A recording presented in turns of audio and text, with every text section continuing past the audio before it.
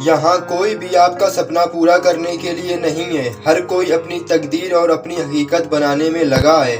आप जितने लोगों को चाहे उतने लोगों को प्रेम कर सकते हैं। इसका ये मतलब नहीं कि आप एक दिन दिवालिया हो जाएंगे और कहेंगे अब मेरे पास प्रेम नहीं है। जहाँ तक प्रेम का सवाल है, आप दिवालिया नहीं हो सकते।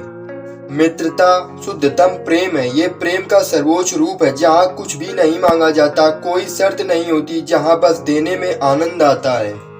यदि आप एक दर्पण बन सकते हैं तो आप एक ध्यानी बन सकते हैं। ध्यान दर्पण में देखने की कला है और अब आपके अंदर कोई विचार नहीं चलता, इसलिए कोई व्याकुलता नहीं होगी। आत्मज्ञान एक समझ है कि यही सब कुछ है, यही बिल्कुल सही है, बस यही है। आत्मज्ञान कोई उपलब्धि नहीं है।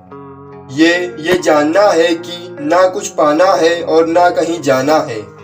अर्थ मनुष्य द्वारा बनाए गए हैं और चूंकि आप लगातार अर्थ जानने में लगे रहते हैं, इसलिए आप अर्थहीन महसूस करने लगते हैं। लड़के सेक्स आधा अधूरा ही करते हैं, लेकिन लड़की किसी लड़के के साथ सेक्स करती है तो वह पूरी तरह से सेक्स में डूबकर करती है। अधिक से अधिक भोले, कम ज्ञानी और बच्चों की तरह बनिए। जीवन को मजे के रूप में लीजिए, क्योंकि वास्तविकता में यही जीवन है।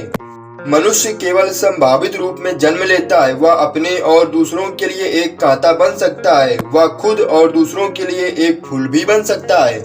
जैसे जैसे आप अधिक जागरूक होते जाते हैं, इच्छाएं गायब होती जाती हैं। तब जागरूकता 100% हो जाती है, तब कोई इच्छा नहीं रह जाती। सच्चा प्रेम अकेलेपन से बचना नहीं है। सच्चा प्रेम बहता हुआ अकेलापन है। अकेले रहने में कोई इतना खुश रहता है कि वो इसे बांटना चाहता है। सत्य बहुत खतरनाक है, उनसे सावधान रहना, क्योंकि जिसके भी जीवन के भ्रम टूट जाते हैं उसका जीना मुश्किल हो जाता है।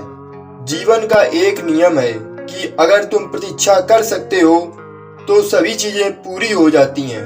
जहाँ भय समाप्त होता है वहाँ जीवन शुरू होता है। सुख का लालच ही नए दुख को जन्म देता है।